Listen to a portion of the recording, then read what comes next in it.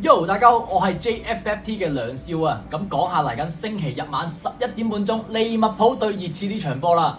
由於沙利巴派膠關係咧，阿仙奴咧又失分咯喎。換言之咧，利物浦今場波咧，只要和到都好啦，都可以提早4輪咧就奪得英超冠軍㗎。而史諾咧就會成為首位奪得英超冠軍嘅荷蘭籍領隊啊。連雲高爾啊、朗奴高文啊，甚至勁如坦克啊，都做唔到㗎。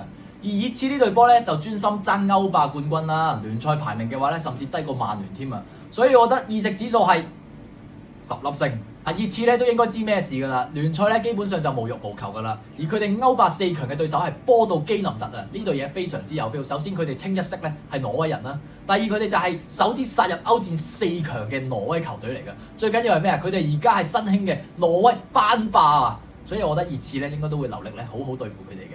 而根據超級電腦嘅計算啦，熱刺咧進入決賽嘅機會率咧係高達66.6%㗎。而佢哋咧攞冠軍嘅機會咧，亦都係4隊入邊咧最高㗎，有34.9%㗎。所以你知我知，單眼佬都知熱刺會點睇呢個歐霸。再加上熱刺近5場英超只係錄得4負1勝咋，仲要贏嗰場對面係修咸頓嚟㗎，鋼班鐵膽嚟㗎陰公。仲要近9場嘅英超都係有失波㗎，仲要對上2次對利物浦都係輸波，仲要輸6比3同4比2啊，2場波俾人入咗10粒。